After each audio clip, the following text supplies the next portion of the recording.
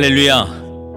사랑하는 참평안교회 성도 여러분, 평안한 하루 보내고 계십니까? 오늘은 잠언 10장 말씀으로 함께 은혜를 나누고자 합니다. 제가 봉독하겠습니다. 솔로몬의 잠언이라. 지혜로운 아들은 아비를 기쁘게 하거니와 미련한 아들은 어미의 근심이니라. 불의의 재물은 무익하여도 공의는 죽음에서 건지느니라. 여호와께서 의인의 영혼은 줄이지 않게 하시나 악인의 소욕은 물리치시느니라. 손을 게으르게 놀리는 자는 가난하게 되고 손이 부지런한 자는 부하게 되느니라. 여름에 거두는 자는 지혜로운 아들이나 추수 때에 자는 자는 부끄러움을 끼치는 아들이니라. 의인의 머리에는 복이 임하나 악인의 입은 독을 머금었느니라. 의인을 기념할 때에는 칭찬하거니와 악인의 이름은 썩게 되느니라. 마음이 지혜로운 자는 계명을 받거니와 입이 미련한 자는 멸망하리라. 바른 길로 행하는 자는 걸음이 평안하려니와 굽은 길로 행하는 자는 드러나리라. 눈짓하는 자는 근심을 끼치고 입이 미련한 자는 멸망하느니라. 의인의 입은 생명의 샘이라도 악인의 입은 독을 머금었느니라. 미움은 다툼을 일으켜도 사랑은 모든 허물을 가리느니라. 명철한 자의 입술에는 지혜가 있어도 지혜 없는 자의 등을 위하여는 채찍이 있느니라. 지혜로운 자는 지식을 간직하거니와 미련한 자의 입은 멸망에 가까우니라. 부자의 재물은 그의 견고한 성이요 가난한 자의 궁핍은 그의 멸망이니라. 의인의 수고는 생명에 이르고 악인의 소득은 죄에 이르느니라. 훈계를 지키는 자는 생명길로 행하여도 징계를 버리는 자는 그릇 가느니라.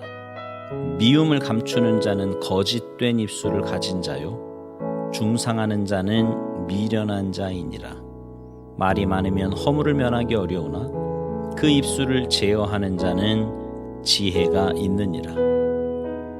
의인의 혀는 수는과 같거니와 악인의 마음은 가치가 적으니라. 의인의 입술은 여러 사람을 교육하나 미련한 자는 지식이 없어 죽느니라. 여호와께서 주시는 복은 사람을 부하게 하고 근심을 겸하여 주지 아니하시느니라. 미련한 자는 행악으로 낙을 삼는 것 같이 명철한 자는 지혜로 낙을 삼느니라.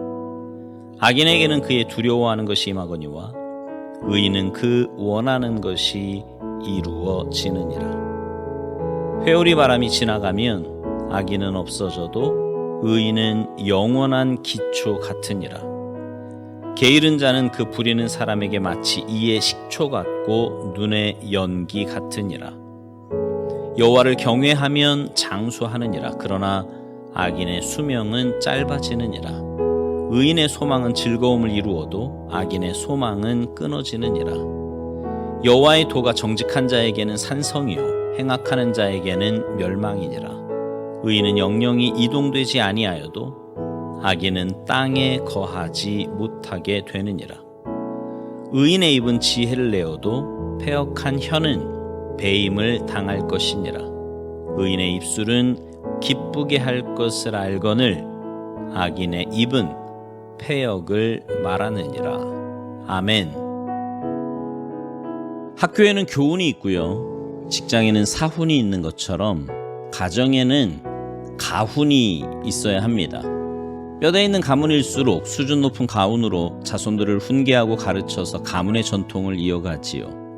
그렇다면 우리 성도들도 신앙적인 가훈을 하나씩 정하여서 자녀들을 훈계하고 가르치면 뼈대 있는 신앙의 가문을 형성할 수 있지 않겠습니까?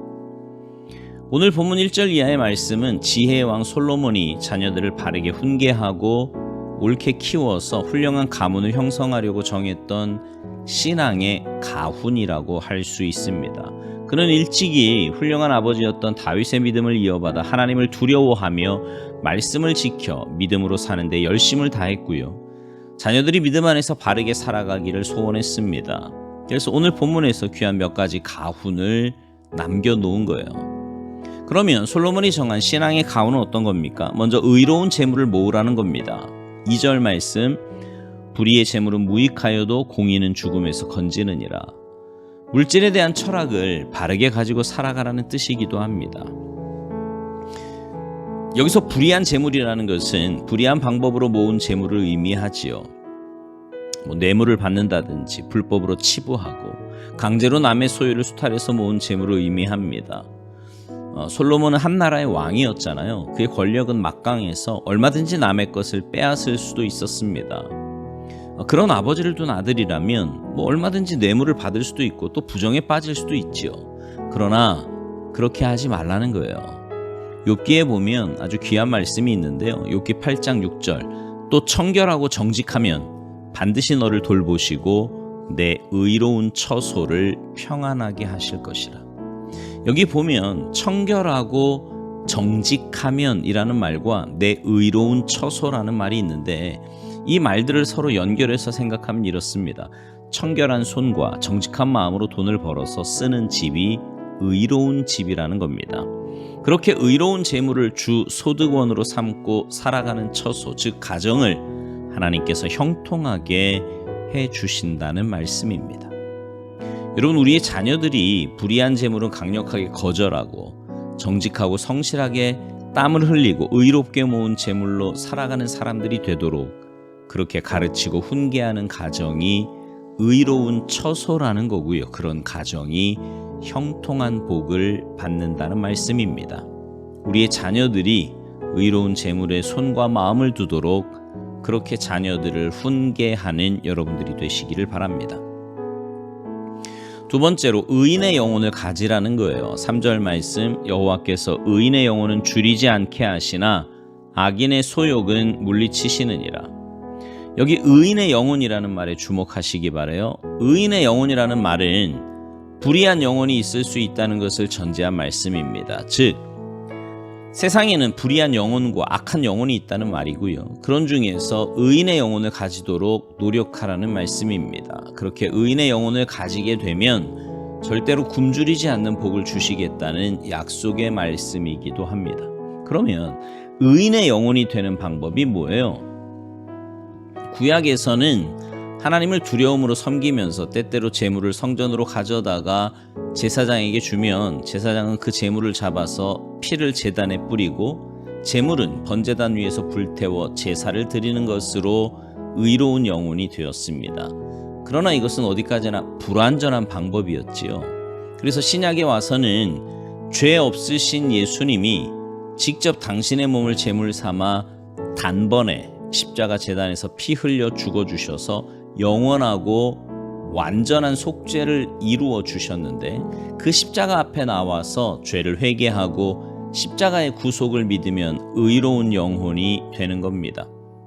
이것은 십자가를 통한 의인이라고 할 수 있지요. 그러므로 우리의 자녀들이 의인의 영혼을 소유하도록 훈계하고 가르치고 그렇게 살도록 믿음의 본을 보이고 기도하는 여러분들이 되어야 합니다. 이것이요, 많은 재물을 자녀들에게 상속해 주는 것보다 낫습니다. 세 번째로 근면한 사람이 되라는 겁니다. 4절 말씀, 손을 게으르게 놀리는 자는 가난하게 되고 손이 부지런한 자는 부하게 되느니라. 자녀들에게 근면과 성실을 가르치고 훈계하는 말씀이에요. 어째서 근면을 가르치는 것이 중요합니까? 하나님은 근면한 사람에게 복을 주시기 때문입니다. 잠언 14장 24절, 부지런한 자의 손은 사람을 다스리게 되어도 게으른 자는 불임을 받느니라. 즉, 부지런한 사람은 남을 다스리고 지도하는 사람이 되지만 게으른 사람은 남의 종이 된다는 말씀입니다. 잠언 13장 4절, 게으른 자는 마음으로 원하여도 얻지 못하나 부지런한 자의 마음은 풍족함을 얻느니라.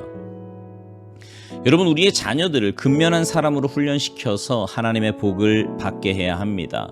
부지런한 자녀들이 되도록 교훈하는 여러분들이 되시기를 바라요. 마지막으로 때를 놓치지 말라는 겁니다. 5절 말씀, 여름에 거두는 자는 지혜로운 아들이나 추수 때에 자는 자는 부끄러움을 끼치는 아들이니라. 여러분, 농사는요, 때를 잘 맞추어야 하는 일입니다. 마찬가지로 인생사 전반에 걸쳐서 때를 놓침으로 손해를 보는 일이 얼마든지 있다는 것을 알아야 돼요. 그러므로 지혜가 필요하다는 겁니다. 신앙생활도 마찬가지예요. 회개할 때가 따로 있고 기도할 때가 있고 말씀을 듣고 배우는 때가 있습니다. 그 때를 놓치지 말아야 합니다. 어떤 연세가 지긋하신 분이 이런 말씀을 하시더라고요. 이제 나이가 들어서 시력도 떨어지고 기억력도 감퇴하고 건강도 쇠약해져서 아무리 성경을 읽어도 머리에 들어오지 않고 또 읽는 것 자체도 쉽지 않다는 거예요. 이럴 줄 알았더라면 좀 더 젊어서 믿지 못한 것, 젊을 때 열심히 믿지 못한 것이 후회가 된다는 겁니다. 여러분, 신앙의 때를 놓치지 말아야 합니다. 사랑하는 성도 여러분, 신앙의 가훈을 만들어서 자녀들을 훈련시키고 가르쳐서 신앙의 명문가를 만드시기 바랍니다. 그래서 여러분의 자녀들이 믿음 안에 자라서 하나님께 귀하게 쓰임받는 복된 인생, 복된 가정, 복된 가문 되시기를 주님의 이름으로 축복합니다. 아멘.